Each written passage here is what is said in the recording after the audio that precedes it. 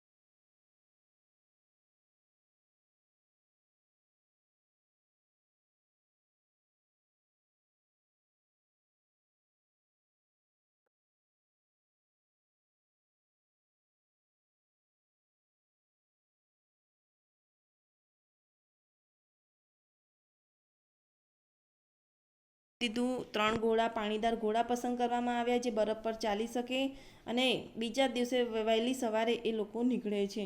પહાલગામથી શરૂઆતથી જ શેષ નદીને કાંઠે કાંઠે થઈને રસ્તો ચાલ્યો જાય છે. જો હવે પહાલગામથી શરૂઆત શેની થાય છે તો શેષ નદીનું ખાસ યાદ રાખજો કારણ કે એનું વર્ણન બહુ વધારે છે. શેષ નદીને કાંઠે કાંઠે જઈને રસ્તો ચાલ્યો જાય છે કિનારે કિનારે થઈને. હવે કાશ્મીરનો વૈશાખ એટલે કે ત્યાં તો બેસી ગયેલી વસંત ઋતુ. હવે કાશ્મીરનો વૈશાખ મહિનો ત્યાં તો બેસી ગયેલી વસંત ઋતુ કહેવાય. તો નદી કાંઠે કેવી અભિરામ વનરાઈ, કેવી મનોહર વનરાઈ જોવા મળી. સેબ એટલે કે સફરજનના ઝાડ ઉપર દૂધ જેવા ધોળા ફૂલના ગુચ્છા ખીલી ઉઠ્યા હતા. હવે ત્યાં તો તમે કાશ્મીરમાં જશો એટલે તમને ઘણા બધા પ્રકારના સફરજનના ઝાડ જોવા મળશે. તો એ કેવા ઝાડ ઉપર દૂધ જેવા ધોળા ફૂલના ગુચ્છા ઉગી ઉઠ્યા હતા. તો એ દ્રશ્ય જોવા લાયક હતું ત્યાં. પૂર ઝપાટાબંધ વહેતો શેષ નદીનું નીર, પૂર ઝપાટાબંધ વહેતી જે શેષ નદી હતી એનું પાણી, એનું જળ, કાંઠે વાતાવરણથી હરકાઈ ઉઠેલા સફરજનના વૃક્ષ. હવે ઝપાટાબંધ પૂર વહેતી જતી શેષ નદી અને એની જ બાજુમાં સફરજનના ઘણા બધા વૃક્ષ. હવે આ દ્રશ્ય જોવા લાયક છે. કદાચ આપણે કલ્પના કરીએ તો ખરેખર ખૂબ જ મનોહર લાગે છે.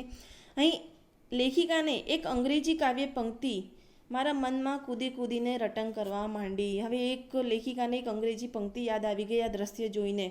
તો મનમાં કૂદી કૂદીને રટણ કરવા માંડી પડી. તો આ કૃદંતમાં પૂછાય છે આ વાક્ય કે મારા મનમાં કૂદી કૂદીને રટણ કરવા માંડી પડી. તો કૂદી કૂદીને તો ઈ અને ઈને શેમાં આવે છે તો સંબંધક ભૂતકૃદંતમાં આવે છે. અ thing of beauty is Joy forever એટલે કે સૌંદર્યશીલ વસ્તુ હંમેશા આનંદદાયક હોય છે. આ પંક્તિ વારંવાર લેખિકાને રટણ કરવાનું મન થઈ જાય છે.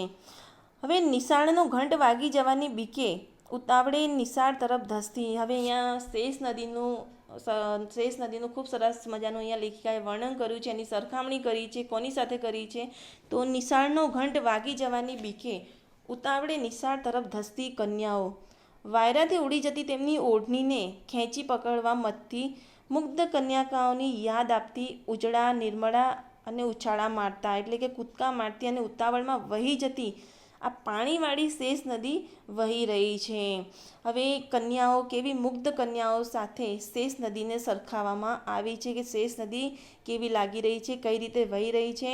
તો નિશાળ તરફ જાણે ઉતાવળે ઘંટ વાગી જવાની બીક છે, ઉતાવળે નિશાળ તરફ ધસી રહી છે, તેમની ઓઢણી જ હવામાં જઈ રહી છે અને ખેંચીને પકડવા મથી રહી છે એવી કન્યાઓની યાદ અપાવતી આ શેષ નદી એવી રીતે વહી રહી છે. અને નદીને જમણે જ પડખે રળિયામણી ટેકરીઓ છે. તેના ઉપર પાઇનના ઝાડની અને ગીચ જાળીમાં થઈને વાતામાદક અને આહલાદક વસંત, આનંદદાયક વસંત અને વાયુના સુસવાટા કરતા તોફાની નિશાળિયાઓની સિસોટીના સંગીતનો આભાસ આપતા હતા. નિશાળ ભણી દોડતી કન્યકાઓને સિસોટી વગાડી ઠીકડી છોકરાઓ જાણે ખીજવી રહ્યા હતા. હવે શેષ નદીને કેવી રીતે સરખામાં આવી મેં તમને કીધું. ત્યાંના શું વાતાવરણ હતું એ વાતાવરણ કોની સાથે અહીંયા સરખાવવામાં આવ્યું તો જમણે પડખે જ્યારે રળિયામણી ટેકરીઓ દેખાતી હતી, પાઇનના મોટા મોટા ઝાડ ગીચ જાળીમાં થઈને જતા હતા અને આહલાદક વસંત વાયુના જે સુસવાળા જે પવન વહેતા હતા, જે પવન એવું લાગતું હતું જાણે તોફાની નિશાળિયા હોય ને એ સિસોટી વગાડી રહ્યા હોય એવો સંગીતનો આભાસ અહીંયા લાગી રહ્યો હતો. અને નિશાળ તરફ દોડતી જે કન્યાઓ હતી એ સિસોટી વગાડી ઠીકડી છોકરાઓ જાણે તેમને ખીજવી રહ્યા હતા એવું લાગી રહ્યું હતું. તો ત્યાંની એક શેષ નદી અને ત્યાંનું જે વાતાવરણ એને કેવી રીતે નિશાળના છોકરાઓ અને છોકરીઓ સાથે સરખાવવામાં આવેલું છે. હવે જ્યારે લેખિકાએ પ્રવાસ ચાલુ કર્યો ત્યારે તેમને 3 સરસ પાણીદાર ઘોડા પસંદ કર્યા હતા. એ ઘોડાના નામ શું છે તો પરીક્ષામાં 1 માર્ક્સના પ્રશ્નમાં યાદ રાખજો. એક છે બુલબુલ, બીજું રાજા અને ત્રીજું નિશાન. અમારા ઘોડાના નામ હતા. હવે એ જે ઘોડાઓ છે કાળજીપૂર્વક જતનપૂર્વક અમને ચંદનવાડી તરફ લઈ જતા હતા. વચ્ચે વચ્ચે જે લપસણી આવતી હતી, રસ્તાઓ બરફથી ખડકાયેલા હતા એટલે વચ્ચે વચ્ચે લપસણીઓ આવતી હતી એટલે અમને ઈજા ન થાય તેવી રીતે એ દોડતા હતા. પહોળો માર્ગ આવતા 3 ઘોડા એક હરોળમાં ચલાવી શકાય. હવે પહોળો માર્ગ આવે તો 3 ઘોડાને એક હરોળમાં ચલાવી શકાય તેવી પ્રેક્ટિસ એ ઘોડાઓને હતી જ. એટલે વળી સાંકડી કેડી આવતા ત્યારે અમે ત્રણ એક પાછળ એક ચાલીને માર્ગ પણ કાપી લેતા. ત્યારે જ અમારા જેવી જે માતા અને બે પુત્રોની ત્રિપુટીનો ભેટો થયો. જેમ કે પોતે લેખિકા અને તેમના 2 પુત્રો હતા, તેવો જ તેમને એક માતા અને 2 પુત્રો એ રીતે ત્રિપુટીનો ભેટો થયો. તો એ કોણ હતા? એ હતા શ્રીમતી કૃષ્ણા હટીસિંહ અને તેમના 2 પુત્રો હતા. ખાસ યાદ રાખજો, 1 માર્ક્સના પ્રશ્નમાં પૂછાય છે. તો એ લોકો પણ ચંદનવાડી જઈ રહ્યા હતા અને રસ્તામાં એ ત્રિપુટીનો ભેટો લેખિકાને થાય છે. હવે એ વખતે સોહામના કાશ્મીરનો સૂર્યના ઉદયનો સરસ મજાનો સુંદર સમય હતો. હવા તાજગીથી ભરપૂર ચાલી રહી હતી. આખી કુદરત જાણે વસંત અવતારથી ઘેલી બની અને આનંદમગ્ન થઈ ગઈ હતી. પણ અમે ત્રણ તો એ વાતાવરણથી એટલા બધા મસ્ત બની ગયા કે ગીત ગાતા, વાતો કરતા અને સંસ્કૃત કવિઓના તેમજ વસંત ઋતુના અને હિમાલયના નદીઓના જે વર્ણન હતા ને શ્લોકોનો ઉચ્ચાર કરતાં કરતાં અમે ચંદનવાડી તરફ જઈ રહ્યા હતા. માર્ગમાં દરેક ક્ષણે કુદરતે પોતાનું સ્વરૂપ બદલી રહી હતી અને કયું સ્વરૂપ શ્રેષ્ઠ છે એ અમે નક્કી કરવામાં અસમર્થ હતા. એ કહેવાય છે ને કે કોઈ એક વિખ્યાત ચિત્રકાર સુંદર ચિત્રોથી ભરપૂર કોઈ ચિત્ર સંગ્રહ સ્થાનમાં આપણે જોવા જઈએ ને ત્યારે આ ચિત્ર જોયું, અરે આ કેટલું સરસ ચિત્ર છે, એમ કરતાં કરતાં આપણે કયું ચિત્ર સરસ છે એ જાણવામાં અસમર્થ બની જઈએ છીએ. તો અહીંયા લેખિકા જે કાશ્મીરમાં જે કુદરતી દ્રશ્યો હતા એ કયું શ્રેષ્ઠ છે એ સમજવામાં અસમર્થ હતા. રસ્તે ચાલતા ચાલતા કેટલાક ફૂલ, પંખીઓના નામ જાણવાની તક નહોતી મળતી.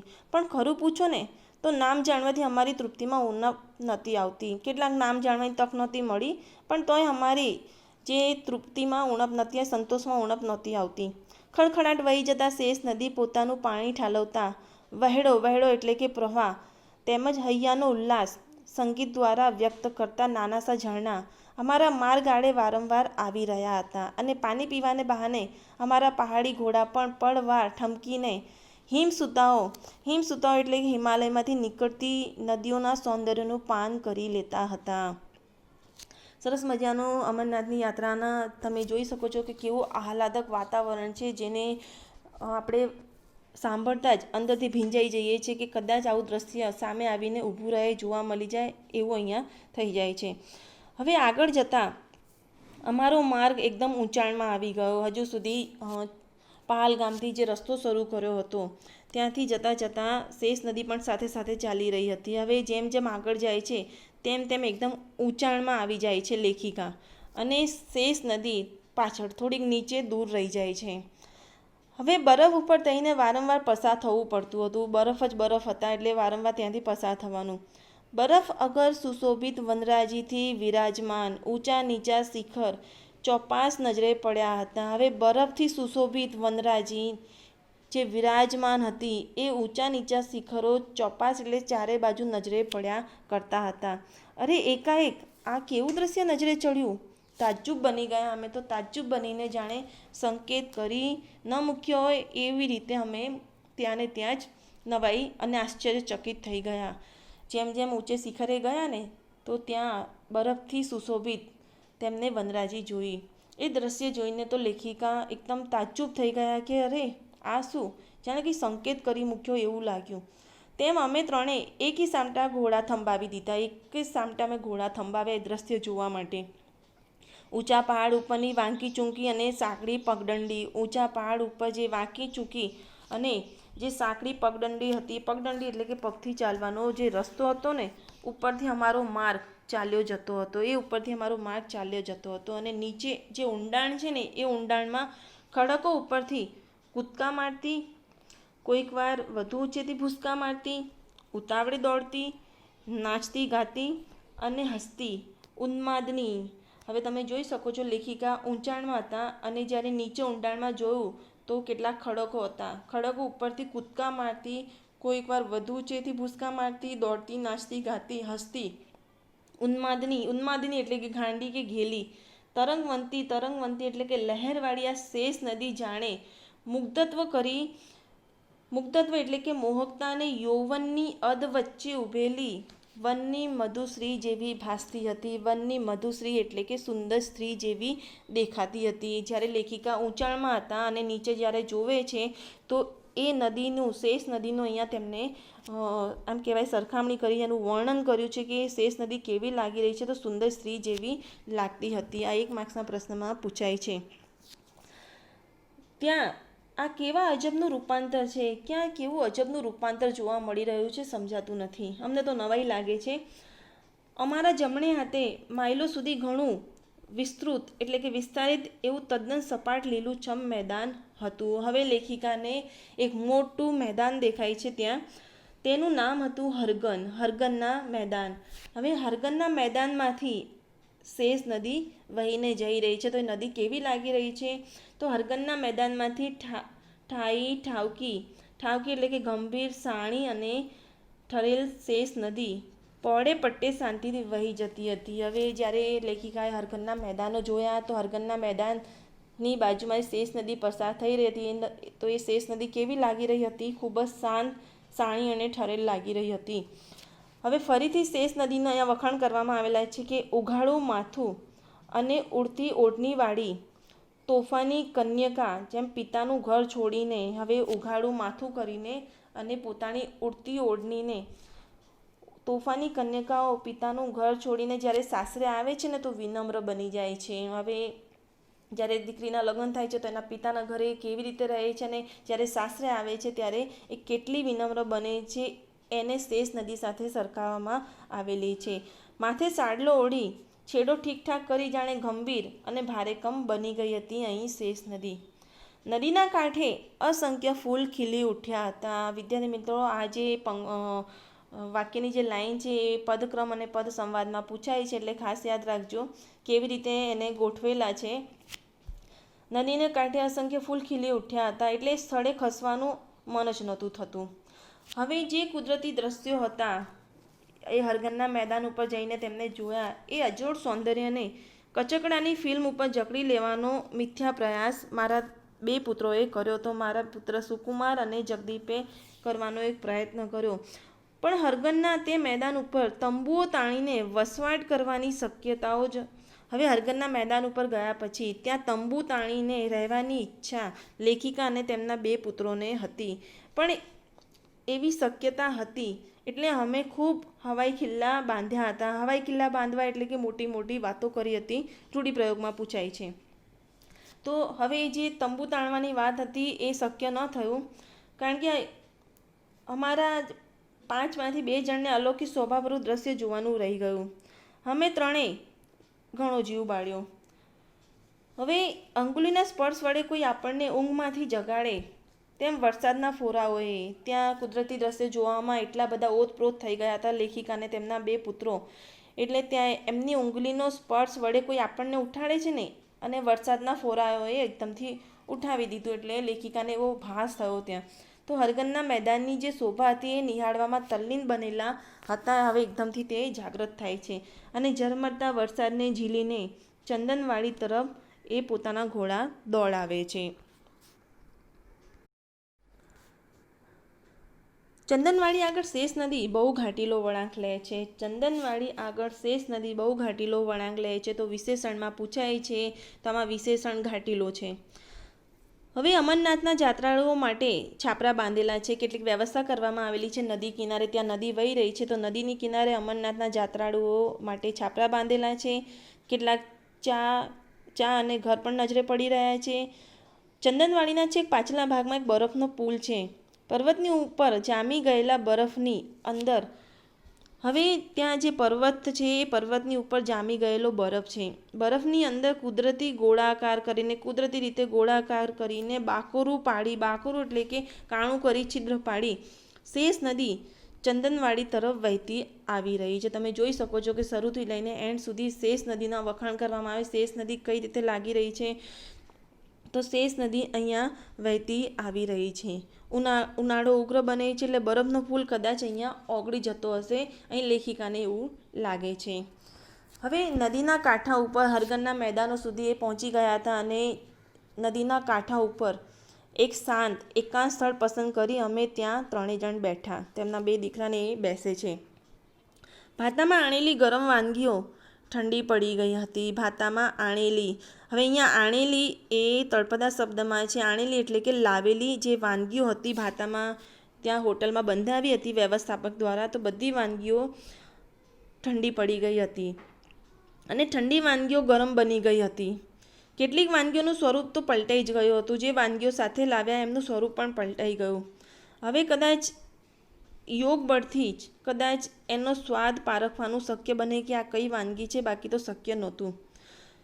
દરરોજ ભાવ્યું ન ભાવ્યુંની ચિકાસ કરનારા અમને બે છોકરાઓ, જ્યારે એ છોકરાઓ ઘરે રહેતા ત્યારે મને આ નથી ભાવતું તે નથી ભાવતું, પણ અહીં એ બંને દીકરાઓ ભાવ્યું ન ભાવ્યુંની કચકચ ન કરતા બંને છોકરાઓ તે દિવસે તાજી હવામાં ઘોડા દોડની લાંબી મંજલ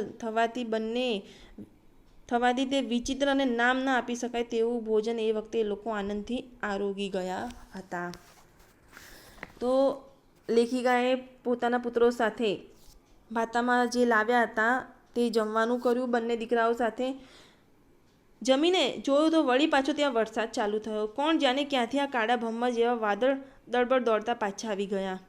આકાશના ગુંબજમાં એટલે કે ઘુમ્મટ જેવો આકાર હોય ગોળ, એવા ઘુમ્મટમાં પથરાઈ ગયા હતા.